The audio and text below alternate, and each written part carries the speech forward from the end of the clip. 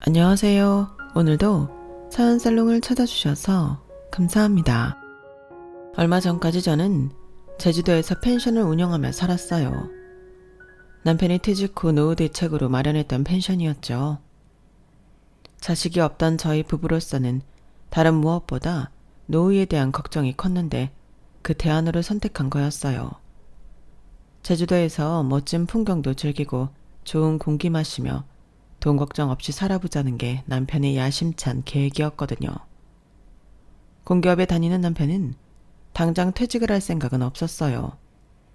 당장 고정 수입이 사라지면 아무래도 많이 힘들어질 것 같아서 펜션이 자리를 잡을 때까지는 2년 정도 직장 생활을 더 하기로 했던 거예요. 그런데 제가 완전히 속았지 뭐예요. 남편 놈은 애초에 직장을 그만둘 생각도 없었고 심지어 펜션을 구입한 적도 없었어요. 제가 24시간을 매달려 쓸고 닦고 손님을 상대했던 그 펜션이 우리 게 아니었다는 사실에 저는 망연자실했고 이후에 알게 된 경악스러운 상황에 이혼까지 결심하게 되었어요. 도대체 저희 부부한테 무슨 일이 있었는지는 지금부터 소상히 전해드리겠습니다. 20살 꽃다운 나이에 부푼 꿈을 안고 서울에 상경했던 저는 태어나서 처음으로 부모님 그늘을 벗어나 혼자 살게 되었어요. 원하던 대학에 합격해 드디어 혼자 살게 되었거든요. 가부장적이고 폭력적인 아빠 때문에 어릴 때부터 제 소원은 집을 떠나 사는 거였어요.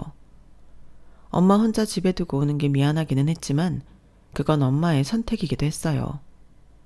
머리가 조금 큰 이후부터 저는 늘 엄마한테 아빠와 헤어지라는 얘기를 해왔지만 그때마다 엄마는 이런 말로 넘겼거든요. 다른 집 남자들은 좀 다를 것 같지? 다 똑같아. 그래도 네 아빠가 나쁜 사람은 아니야. 감정 조절을 잘못해서 욱하는 거지. 툭하면 자식들이 보는 앞에서 아내한테 손찌검하고 마음에 안 들면 위아래 안 가리고 화내고 물건을 집어 던지는 사람이 착한 사람이라고요? 저는요. 어릴 때부터 아빠 눈치를 안 보고 산 날이 단 하루도 없어요. 언제 버럭 소리를 지를지 몰라서 가슴을 졸이고 혹시라도 내 잘못 때문에 엄마가 아빠한테 맞으면 어떡하나 걱정하면서 지내야 했으니까요. 거기다 아빠 뜻을 거스르면 용돈이 끊기는 건 물론이고 심지어 엄마와 함께 집에서 내쫓기기도 했어요. 그러니 얼마나 집을 탈출하고 싶었겠어요. 제가 길을 쓰고 공부해서 고향을 떠나 서울에 있는 대학에 진학한 것도 바로 이런 이유 때문이었어요. 서울로 올라오고도 한동안은 혹시라도 아빠가 불시에 서울에 오시면 어쩌나 걱정을 하곤 했어요. 하지만 그런 걱정도 서울살이에 적응하느라 어느 순간부터는 사라져버렸어요. 지하철이 없는 지방도시에서 자란 저로서는 시간을 맞춰 도착하는 지하철을 타고 서울 시내 곳곳을 누비는 재미가 쏠쏠했어요. 노선에 따라 한강을 건너기도 하는데 그때는 한참이나 넋을 놓고 창밖을 바라보곤 했어요. 뿐만 아니라 새벽까지 영업하는 동대문 쇼핑몰과 다양한 이벤트가 많은 홍대를 찾는 재미도 있었어요. 저에게 있어 서울은 말 그대로 신세계 그 자체였어요.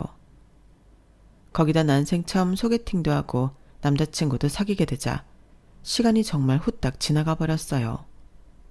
4년간의 대학 생활이 고3, 1년보다 짧게 느껴질 정도로 입학한 지 얼마 안 되는 것 같은데 벌써 졸업학기더라고요. 그러는 사이 몇 번의 연애도 하고 아르바이트로 돈도 조금 모았어요. 그 돈으로 뭘 하려고 모았던 건 아니었는데 결국엔 이 돈을 모은 게 신의 한 수가 되었어요. 어떻게 된 상황이냐면 졸업학기가 되자 취업 준비로 다들 바빠졌는데 저도 예외는 아니었어요. 그러던 어느 날 아빠가 지인 딸 결혼식에 참석차 서울에 오신 거예요. 당시 저는 학교 근처에 원룸을 구해서 살고 있었어요. 주말이라서 늦잠을 자고 아점으로 라면을 먹고 있었는데 초인종이 울린 거예요. 당시엔 남자친구랑 헤어진 상황이라서 찾아올 사람도 없는데 누군가 했어요. 그런데 문을 열어보니 아빠가 떡하니 서 계시지 뭐예요. 순간 저도 모르게 몸이 경직되는 걸 느꼈어요. 아빠 그늘을 떠나 산지 4년이 다 되어 가는데도 여전히 아빠는 제게 있어서 두려움의 대상이었거든요. 기집애가 하고 사는 꼴이 이게 뭐냐? 하루 종일 퍼질러 자고 이제야 일어난 거야? 애비는 이 학비 대느라 뼈 빠지게 일하고 있는데 졸업이 코앞인 놈이 잠이나 퍼자고 잘하는 짓이다. 너 이럴 거면 당장 집으로 내려와. 평일 내내 강의에 취업 준비, 아르바이트까지 하느라 주말에 모자란 잠을 충당했을 뿐인데 아빠는 제 말을 들은 생각도 않고 엄청 화를 내시며 당장 짐 싸서 집으로 내려가자고 억지를 부리셨어요. 아빠, 제발 그만 좀 하세요. 제가 설명했잖아요. 매일 이러는 거 아니라고. 주말이라서 그동안 못 잔 잠 몰아잔 것 뿐이에요. 제가 매일 늦잠 자고 방탕하게 사는 것도 아닌데 학교까지 그만두라니 너무하잖아요. 아빠는 왜 항상 남의 말은 안 듣고 아빠 마음대로 휘두르려 하세요? 엄마한테 그러시는 것도 모자라서 이젠 저까지 아빠가 원하는 대로 조종하려고 그러시나 본데 전 엄마처럼 순순히 아빠 말대로 살진 않을 거예요.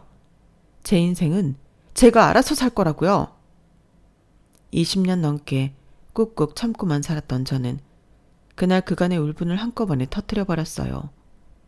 그리고 그로 인해 엄청난 대가를 치러야 했어요. 아빠가 모든 경제적 지원을 끊어버리신 거예요. 그나마 다행인 건 마지막 학기였기 때문에 등록금은 이미 완납이 된 상태였다는 거죠. 그래도 매달 들어가는 원룸 월세와 생활비만 해도 만만치 않았어요. 아르바이트로 버는 돈으로 월세와 기본 생활비를 내면 딱이더라고요. 미리 모아둔 돈이 없었더라면 학원비는커녕 옷 한 벌 사입기도 힘들었을 거예요. 비록 아빠한테 대드는 바람에 벌어진 일이었지만 이번 일을 통해 제가 그동안 생각지 못했던 것도 알게 되었어요.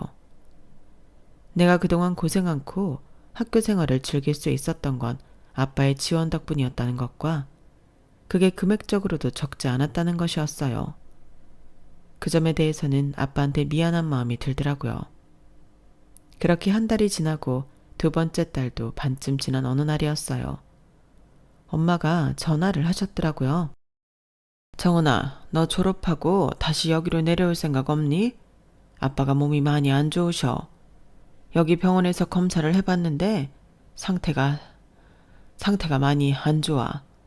일단 서울에 있는 큰 병원에 가서 다시 검사를 받아보기로 하긴 했는데 결과가 크게 다를 것 같지는 않아. 아빠는 너한테 말하지 말라고 그러시는데 엄마 입장에서는 그럴 수가 없어서 전화했어. 혹시라도 네 아빠가 잘못되면 그땐 정은이 네가 얼마나 후회가 되겠니? 기껏 서울에서 대학까지 다닌 딸한테 고향으로 내려오라고 하는 게 자식 앞길 막는 거라는 건 알지만 그래도 엄마는 네가 와줬으면 좋겠어. 엄마가 부탁할게. 전화기 너머로 훌쩍이는 엄마 울음소리를 들으니까 저도 마음이 편치 않았어요. 하지만 엄마가 저한테 이런 전화를 할 정도로 아빠가 많이 아프다는 게 솔직히 실감이 나지는 않았어요. 평생 거대한 산처럼 제 앞에 버티고 서 있을 것만 같았거든요. 그날 엄마 전화를 받은 뒤로 정말 많은 고민을 했어요. 서울이 아닌 지방에서 취업할 생각은 한 번도 해본 적이 없었거든요. 어떻게 올라온 서울인데 제대로 싸워보지도 못하고 낙향하는 기분이라서 선뜻 결심에 안 섰어요. 그러다 얼마 뒤 서울에 있는 대학병원에 검사를 받으러 온 아빠를 보고는 앞뒤 잴 거 없이 귀향을 결심했어요. 그날 본 아빠 모습은 지금까지 살면서 제가 봐왔던 아빠 모습이 아니었거든요. 아빠를 못 본 지 불과 2달 정도 지났을 뿐인데 어쩌면 사람이 이렇게 변할 수 있는 건지 무섭기까지 했어요. 저희 아빠가 180이 넘는 키에 몸무게가 100kg에 가까운 거구시거든요. 그런데 병원에 검사하러 오셨을 당시 몸무게가 70kg가 조금 넘는 정도였어요. 남들이 보기에는 적당한 몸무게라고 할 수 있겠지만 갑자기 살이 빠진 탓인지 얼굴에 병색이 짙어 보여서 그런 건지 아빠를 본 순간 저도 모르게 눈물이 고이더라고요. 예전 같으면 저를 보고 버럭 소리부터 질렀을 아빠였지만 기운이 없어서 그러신 건지 병으로 마음이 약해져서 그러신 건지 그저 저를 물끄러미 바라보기만 하셨어요. 그런 변화에 더 가슴이 찢어질 것처럼 아프더라고요. 검사를 마치고 다시 집으로 내려가시기 전에 아빠가 그러시는 거예요. 네 엄마가 쓸데없이 너한테 말해놓은 모양인데 이거 하나만 똑똑히 알아둬라. 아빠 이렇게 안 쓰러진다. 그러니 걱정 안 해도 된다. 너도 그동안 네가 벌어서 살다 보니 돈 버는 게 얼마나 힘든지 알았을 거다. 한 달도 안 돼서 힘들다고 손 벌릴 줄 알았는데 이렇게 버틴 게 아빠는 대단하다고 생각한다. 앞으로도 그런 각오로 살아라. 부모가 언제까지 네 옆에 있어줄 수는 없으니까. 아빠는 마치 다가올 미래를 어느 정도 알고 있다는 듯이 평소에는 하지 않던 말을 하셨어요. 이상하게 그리 다정하지도 않았던 아빠의 그 말에 저는 그동안 쌓았던 감정이 조금은 누그러지는 것 같았어요. 이번 일을 계기로 앞으로 고향에 내려가게 되면 아빠랑 조금은 가까워질 수도 있겠다는 기대가 되었어요. 그런데 그날 아빠의 말이 마지막 유언이 되고 말았지 뭐예요. 검사 결과가 나오기도 전에 아빠가 세상을 떠나셨거든요. 장례식을 치르는 내내 아빠의 마지막 모습이 떠올라서 눈물이 그치지 않았어요.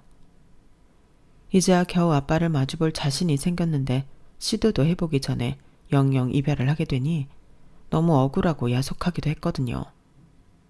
그나마 다행인 건 그날 아빠를 만나지 않았다면 예전 아빠 모습만 기억에 남았을 테니 이렇게까지 슬프지는 않았을 거라는 사실이었어요. 사람은 죽을 때가 되면 변한다는 말이 그날처럼 마음에 와닿기는 처음이었어요.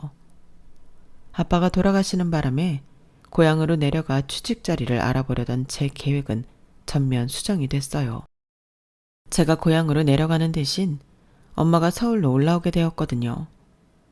가족이라곤 둘밖에 없는데 떨어져 살 필요는 없으니까요. 엄마 역시 아빠가 떠나고 없는 집을 지키며 사는 게 고통일 테고요. 엄마가 집을 팔고 아빠가 하시던 사업체를 지인한테 넘기는 사이 저는 엄마와 둘이 살 집을 알아보았어요. 서울 집값은 제 고향집에 비하면 엄청 가격이 높았지만 그래도 아빠가 남기신 유산이 꽤 돼서 엄마랑 둘이 살 20평대 아파트는 살 수 있었어요. 아빠 앞으로 나온 보험금도 있어서 원한다면 더 큰 집으로 갈 수도 있었지만 작은 평수로 집을 구했던 건 엄마의 노후자금 때문이었어요. 결혼하고 지금까지 전업주부로 살았던 엄마가 갑자기 서울에서 직장을 구하기는 힘들 테니 있는 돈을 규모 있게 사용하는 게 낫겠다고 생각했거든요. 아빠가 살아계셨을 때는 생활비 걱정 한 번 안 했던 엄마였지만 이제는 상황이 다르잖아요. 그래서 이제 엄마는 어떻게든 생활비를 줄여보려고 노력을 하셨어요. 지방에 살면서도 시장보다는 마트에서 생필품을 사던 엄마였지만 서울로 이사를 온 뒤로는 장바구니를 들고 한정장 가까이 되는 재래시장으로 장을 보러 다니시더라고요. 친구분들과 하시던 여행계도 깨고 불필요한 지출을 하나둘 끊어내셨어요. 심지어 화장품도 전에 쓰던 것보다 저렴한 걸로 바꾸시더군요. 그 모습을 보니 자식으로서 책임감이 생기지 않을 수가 없었어요. 아빠가 없으니 이제 내가 가장이 되어야겠다는 마음이었죠. 그래서 더 기를 쓰고 취업 준비를 했고 다행히 졸업 전에 취직이 결정되었어요. 대기업은 아니지만 나름 괜찮은 공기업이라서 이 정도면 취업 전쟁에서 선방한 셈이었어요. 거기다 남편도 직장에서 만났으니 저한테는 일과 사랑을 모두 쟁취한 곳이기도 했죠. 남편은 저보다 4살 연상으로 입사 연도는 저보다 2년이 빨랐어요. 우리가 처음 직장 동료로 알기 시작했을 때는 저와 같은 사원이었는데 사귀기 시작하던 무렵에는 대리로 승진을 했어요. 호칭을 정대리님이라고 불렀어요. 그게 입에 배서 연애를 하는 동안에도 남편을 정대리님이라고 부르게 됐는데 그 호칭 덕분에 오히려 주변의 연애 사실을 들키지 않을 수 있었어요. 문제는 결혼 얘기가 나오고 시댁에 인사를 드리러 갔을 때였어요. 다른 건 잔뜩 긴장해놓곤 정작 호칭에서 저도 모르게 정대리님이라고 불러버렸거든요. 그 바람에 결혼하고 신혼 초에는 시어머니한테 얼마나 핀잔을 들었나 몰라요. 그럴 때마다 남편이 중간에서 잘 수습을 해줘서 다행히도 무사히 넘기곤 했었죠. 제가 남편을 남편감으로 찍은 데는 바로 이런 성격 탓이 컸어요. 가부장적이고 강압적인 아빠 밑에서 자란 저로서는 성격이 유하고 주변과 타협을 이루는 사람한테 호감이 갔거든요.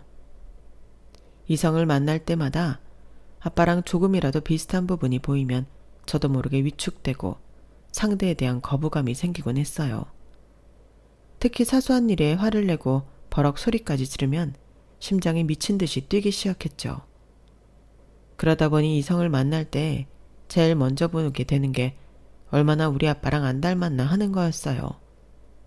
그런 점에서 제 남편은 제 걱정을 잠재우기 충분했어요. 일단 성격이 온화해요.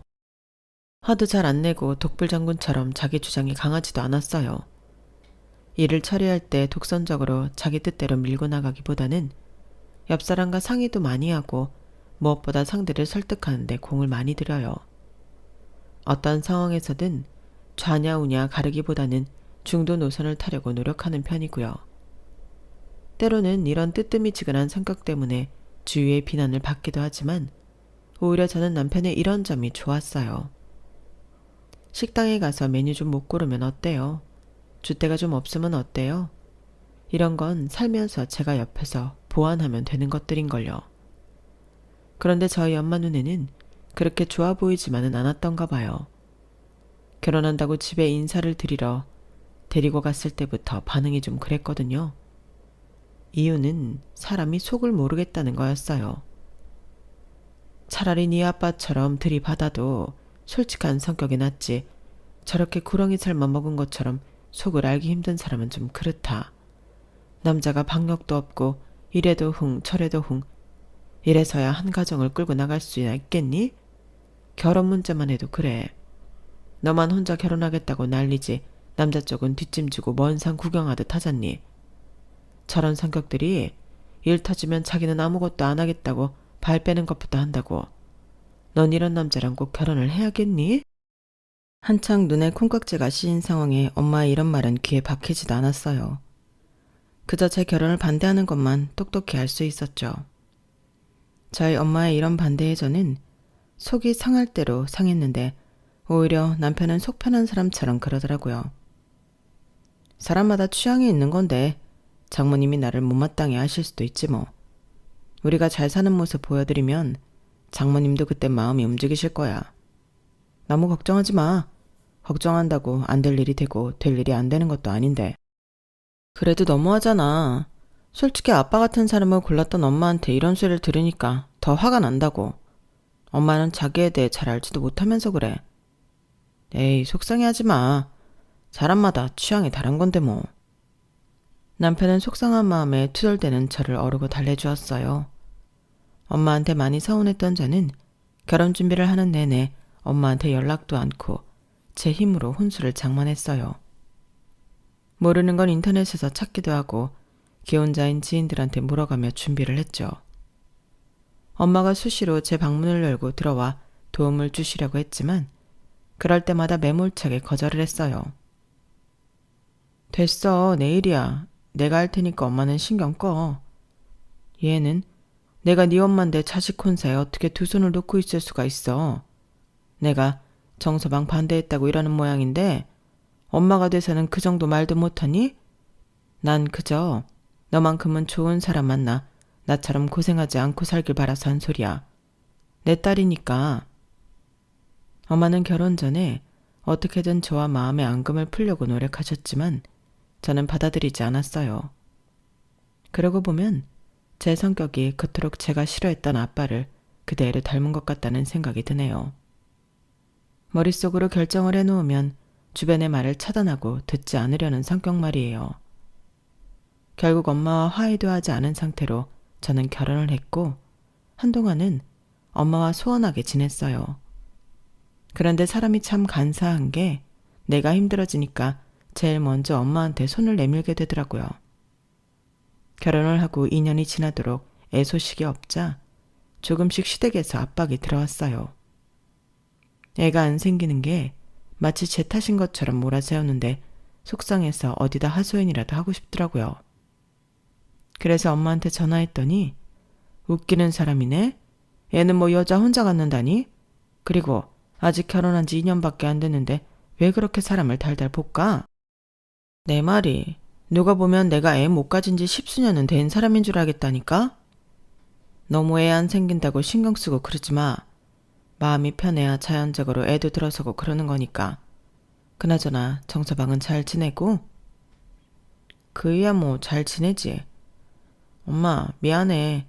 이럴 때만 엄마한테 연락해서. 얌체 같은 짓인 건 알지만 어디에 툭 터놓고 하소연할 데가 없더라고. 부모 자식 간에 뭐 이깟 걸로 미안하니? 그런 생각은 하지도 마. 앞으로도 속상하는 일 있으면 엄마한테 전화해.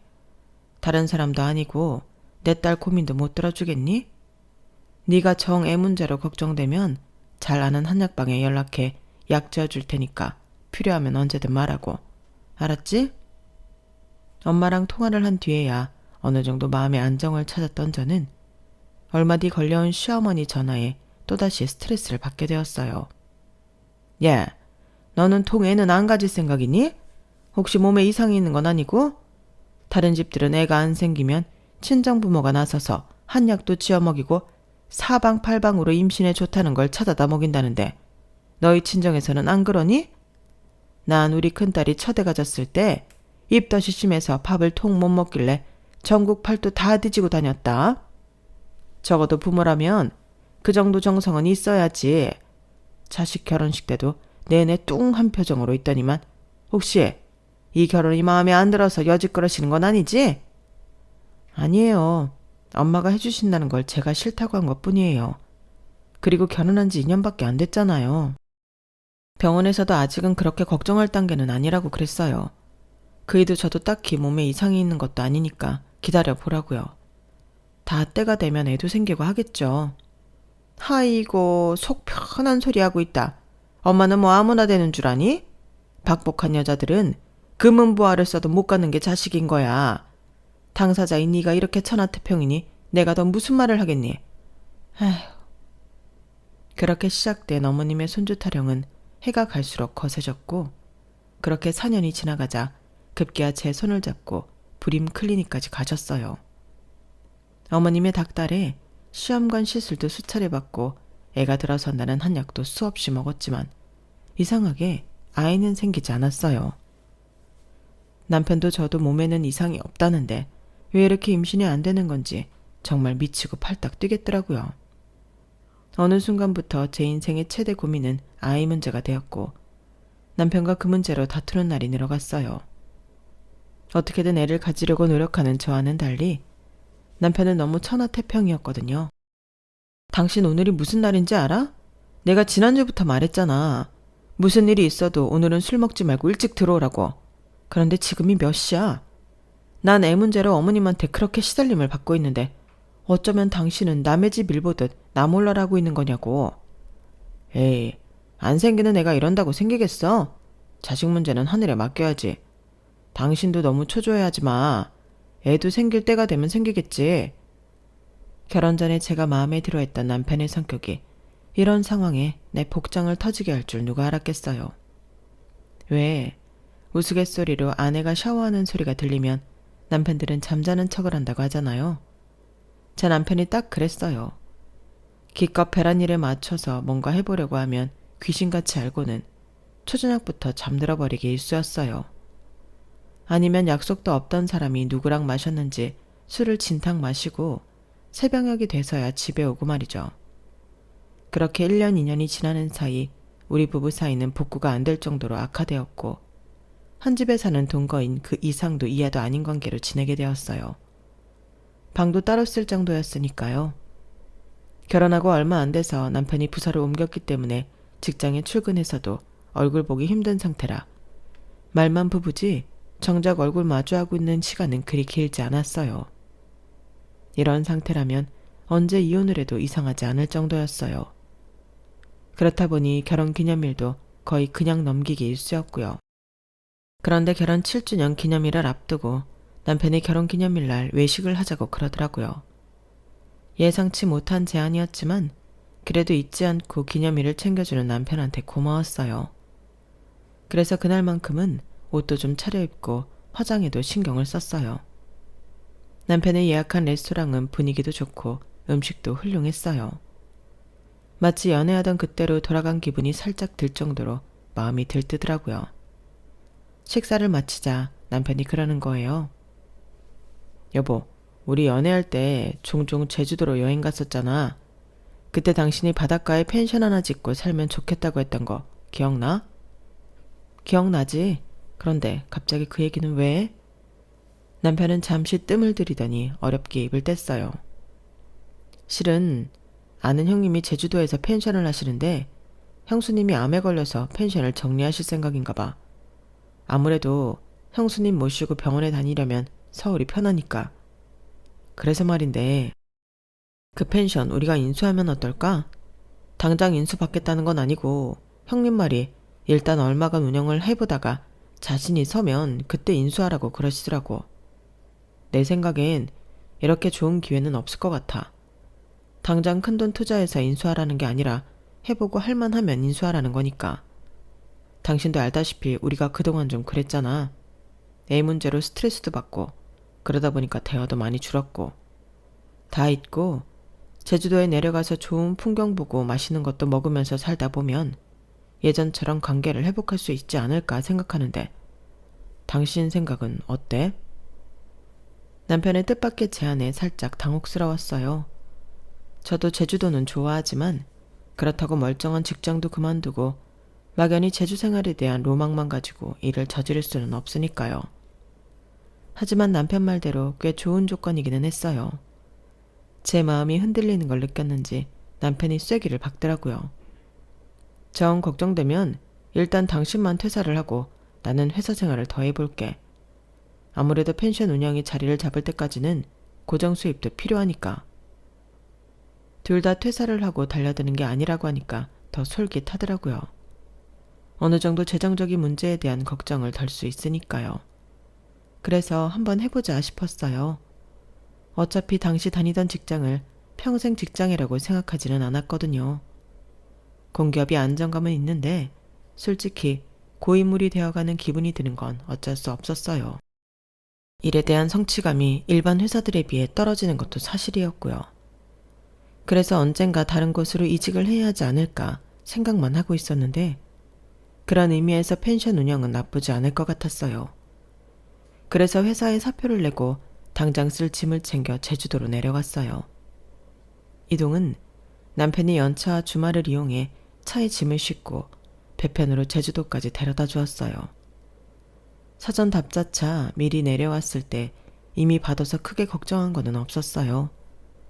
남편의 선배분은 몇 번이나 제게 잘 부탁한다고 인사를 하시고는 먼저 서울로 올라가셨고 남편은 주말까지 남아서 펜션 일을 도와주었어요. 예약 플랫폼은 이미 구축돼 있어서 예약 확인과 손님들의 문의 응대에만 하면 됐어요. 비대면 체크인이라서 아침에 청소를 싹 끝내놓고 낮 시간부터는 쉴 수도 있어서 시간적인 여유도 생겼고요.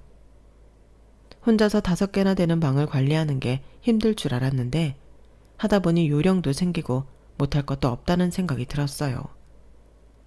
남편은 회사 일 때문에 금요일 밤 비행기를 타고 와서 일요일 낮 비행기를 타고 서울로 가곤 했는데 아무래도 비용적인 면도 그렇고 자주 왔다 갔다 하기 힘들어서 그랬는지 점점 제주도를 찾는 횟수가 줄기 시작했어요. 그렇다고 그게 서운하거나 하지는 않았어요.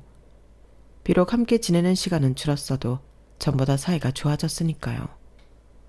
그렇게 2년 가까이 제주도에서 펜션을 운영하고 지내다 보니 인근 펜션 주인들과도 친해져서 제가 알지 못했던 제주 생활에 대한 어려움과 해결법도 많이 얻어들일 수 있었어요. 그러다 보니 이제는 슬슬 펜션을 인수해도 되겠다는 자신감이 들더라고요.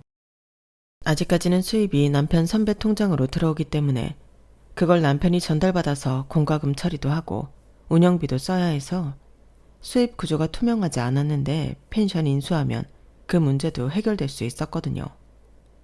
그래서 남편이 제주도로 내려왔을 때 그 얘기를 했더니 난감한 표정을 짓는 거예요. 근데 여보, 내가 당장 회사를 그만두기는 힘들 것 같아. 현실적으로 빚을 안고 시작하는 일에 고정 수익까지 없으면 만에 하나 잘못됐을 때 빠져나갈 방법이 없어지는 거잖아. 당신만 허락한다면 내가 딱 2년만 더 직장 생활을 하고 싶은데 안 될까? 남편 말이 틀린 건 아니지만 문제는 펜션 주인이었어요.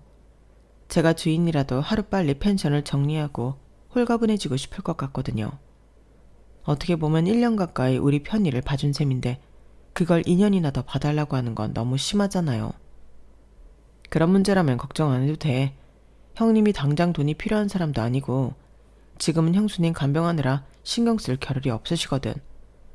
뭐든 우리 편한 대로 하라고 하셨으니까 5년이든 10년이든 우리가 원할 때 인수해도 돼. 그럼 나 2년 더 회사 다녀도 되는 거지? 남편은 신이 난 아이처럼 밝은 얼굴로 서울로 올라갔어요. 그리고 저는 평소대로 펜션 업무를 처리해 나갔죠.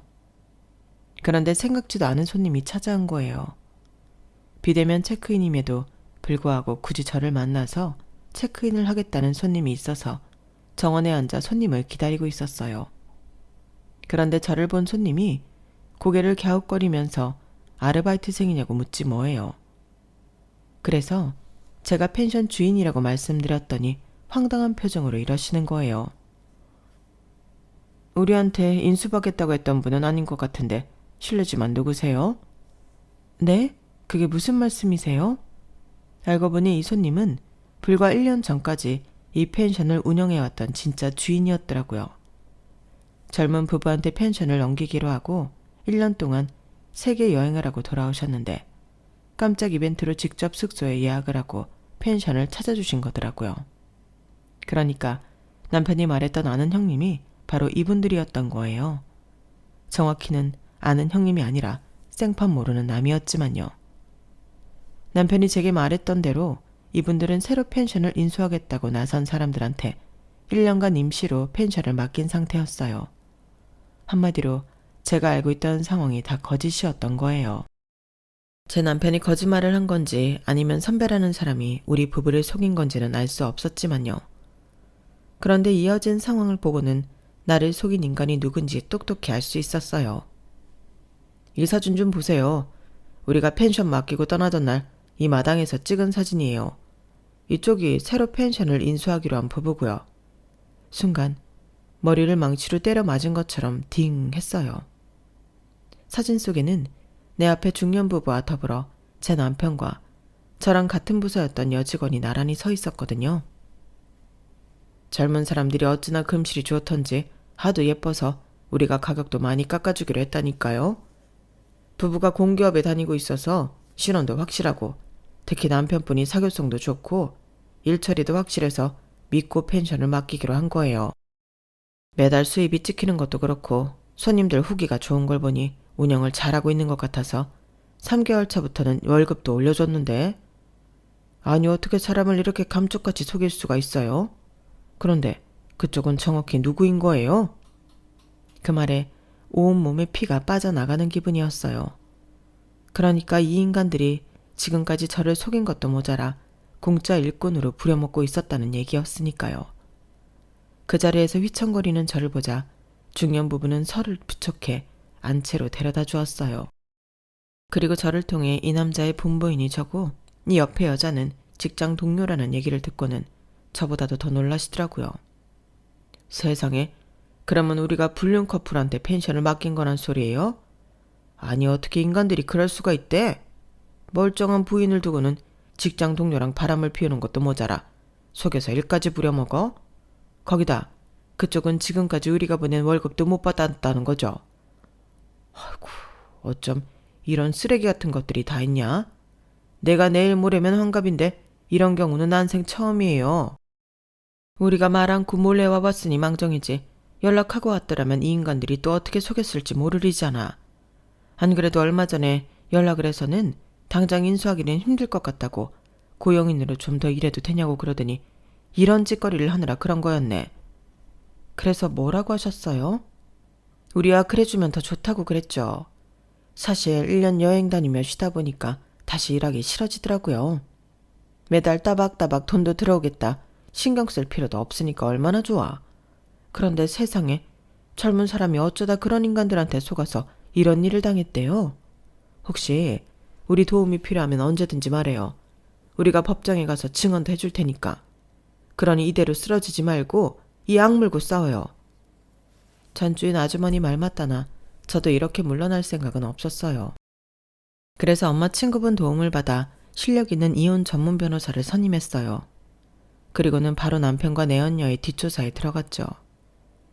두 인간이 만나기 시작한 건 벌써 4년 가까이 됐더라고요. 제가 제주도에 내려온 이후로는 아예 살림을 합쳐서 부부 행세를 하며 살고 있었어요. 어이가 없는 건 저희 시어머니도 그 집에 드나들고 있다는 거였어요. 아주 모자가 짜고 그동안 저를 속인 채 이중생활을 해왔던 거예요. 둘이 편하게 함께 살기 위해 저를 제주도로 보내놨던 거였죠. 아마 처음엔 펜션을 사서 저만 내려보낼 계획이었을 거예요. 그러다가 운 좋게 월급쟁이 운영자를 구하는 펜션 주인을 만나고는 바로 계획이 바뀐 걸 테고요. 불륜도 편하게 하고 제가 일한 돈까지 지들이 받아 챙기니 얼마나 좋았겠어요. 생각할수록 피가 거꾸로 솟는 심정이었지만 지금 제게 필요한 건 이성적인 판단이었어요. 어차피 엎질러진 물, 어떻게든 그 인간들한테 많이 뺏어내고 인생을 망가뜨리는 게 중요했으니까요. 그래서 이런저런 상황을 다 고려해서 남편한테 이혼 소송을 걸었고 남편과 상간녀 월급에 차압을 걸었어요. 그러는 과정에서 회사 내에서는 두 사람의 불륜 사실이 퍼지게 됐고 저는 손 안 대고 코풍격으로 두 인간을 회사에서 매장시켜버렸어요. 그리고는 그동안 제가 펜션에서 일하며 받았어야 했던 임금을 돌려받았고 재산 분할은 물론 남편이 불륜으로 결혼을 파탄으로 몰고 간 점을 따져서 위자료도 톡톡히 받았어요. 그 위자료에는 저를 퇴사하게 만들어 앞으로 생길 수 있었던 고정 수입을 못 받게 만든 것까지 고려해 꽤 높은 금액을 요구할 수 있었어요. 거기에 펜션 주인분들도 남편과 내연녀 앞으로 사기죄로 소송을 거셨어요. 그렇게 1년 가까이 법정 싸움을 한 끝에 저는 이혼을 할 수 있었어요. 제가 받은 마음의 상처는 남편 돈과 내연녀 돈으로 금융치료를 할 수 있었고요. 그리고 그 돈에 제 퇴직까지 합해서 제가 그동안 관리해왔던 펜션도 인수했어요. 원래는 대출을 끼고 살 생각이었는데 엄마가 서울집을 정리하고 제주도로 내려오시기로 하면서 일종의 합작 투자 형식으로 도움을 받을 수 있었거든요. 비록 남편 놈한테 속아서 내려온 제주행이었지만 결과적으로는 제 인생의 이막을 열 수 있는 계기가 되어서 만족하고 있어요. 저를 속이고 못된 짓거리를 하던 남편과 상간녀는 이제서야 지들이 저지른 죄값을 받고 있다더군요. 회사에서도 잘리고 주변의 평판도 떨어지고 거기다 경제적으로도 쪼들리고 있으니 말이에요. 인생이 그런 거 아니겠어요? 당장은 몰라도 결국엔 뿌린 대로 거두게 되는 법이잖아요. 악을 뿌리면 결국엔 불행만 자랄 뿐인 거죠. 아무튼 의도치 않게 제주에서 시작된 인생이 막이지만 제대로 한번 살아볼 생각입니다. 여러분도 많이 응원해주세요. 저도 여러분들을 응원하겠습니다. 행복하세요. 지금까지 제 사연을 들어주셔서 감사합니다. 여러분, 사연 댓글에 응원과 현명한 조언 부탁드려요. 좋아요와 구독은 저에게 큰 힘이 됩니다. 오늘도 좋은 일 가득하세요.